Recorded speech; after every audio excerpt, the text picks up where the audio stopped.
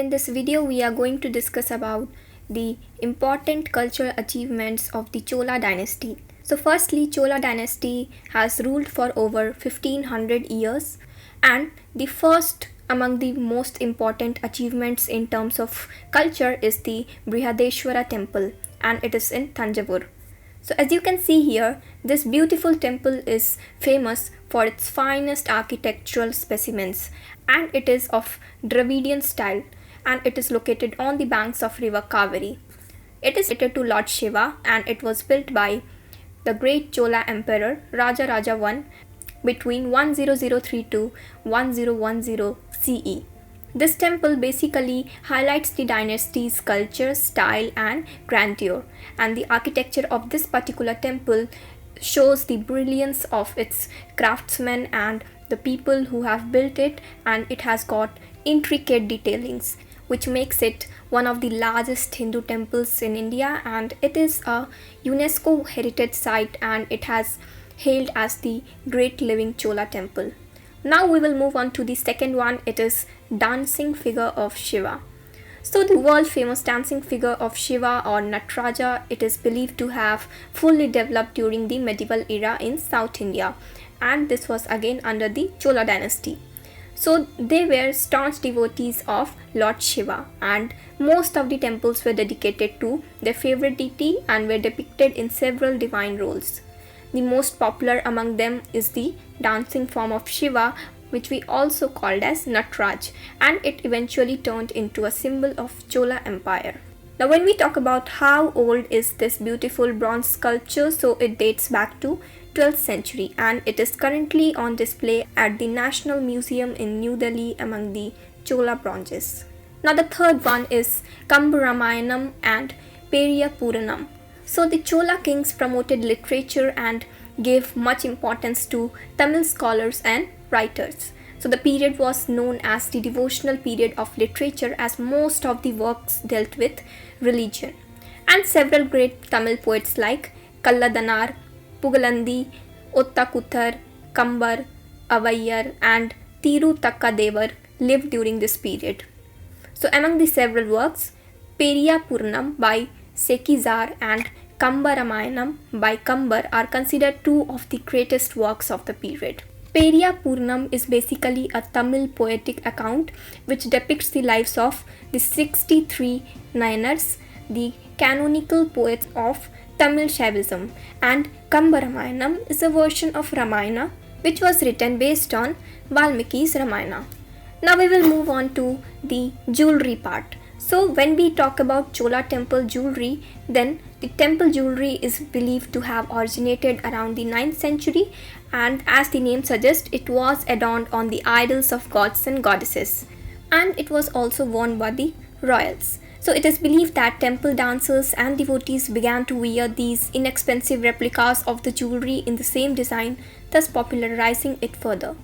Now these chunky artful pieces of gold jewelry are characterized by depictions of god and goddesses to celebrate and show reverence to their idols. Then we will talk about the important Chola bronze casting. I think many of you must be aware of this particular sculpture. Now this particular period is very important in terms of sculptures, and especially those made with bronze. So the Chola bronze were made using a technique known as lost wax casting technique or Sier Perdu, which ensured that each sculpture was the only one of its kind, right? And believed to have originated around 5000 years ago. It involves pouring hot metal into a wax model, and which is lost during the process. Now this technique became popular during the Chola period, which made significant pieces, and one of the most famous among them being the Nataraja sculpture. Now after this we will talk about one important temple. It is known as Gangaikunda Cholapuram. So this particular temple, it was constructed during the reign of Rajendra I between AD 1023 and 1036, and it is in the Ariyalur region of Tamil Nadu. So the temple is named after the village, which is Gangaikunda Cholapuram, and it served as the capital for around 250 years. Now, the stone temple, which showcases a beautiful display of this Chola art and architecture, is considered a living history of this dynasty, and it was during the reign of Rajendra Chola that this particular temple was highlighted. Also, several sculptures brought from states like Andhra, Karnataka, and Bengal as war trophies have been preserved within the temple, and among them, the Chandesa, Anugrah Murti, and Saraswati are the most beautiful sculptures of the temple. Then comes one important temple, and it is Airavateswara temple, and it is in Kumbakonam. Now it is situated in Tanjavur again, and it was built by Chola Emperor Rajendra II during the 12th century. This temple is dedicated to Shiva in the form of Airavata and the white elephant of Indra, which is the king of heaven. Now, similar to the Gangaikunda Cholapuram temple, this temple is also a gallery of art and architecture with intricate stone carvings. Now, though small when compared to Brihadeshwara temple, but it is quite exquisite due to the level of detailing which has been done in its architecture. And finally, we will talk about Kanjivaram silk sarees.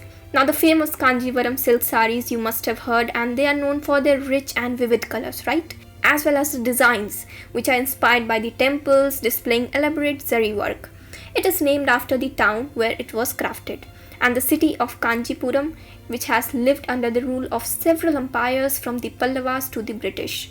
So historians say the great Chola king Rajaraja I invited weavers from Saurashtra to come and settle in Kanchipuram and thereby establish their looms.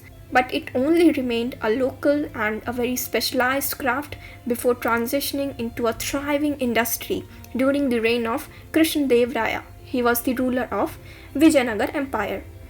So friends, this is it about this video, and as you can see, the Chola Empire, which has given many things to India in terms of social, economic and cultural developments, and they have contributed a lot to Tamil culture and Indian history, and it is quite remarkable and we cannot forget them ever because it is evident in terms of the temples and the sarees which we are wearing, like the Kanchipuram Saree, and the figures of Shiva, which is evident even today and they are worshipped even today.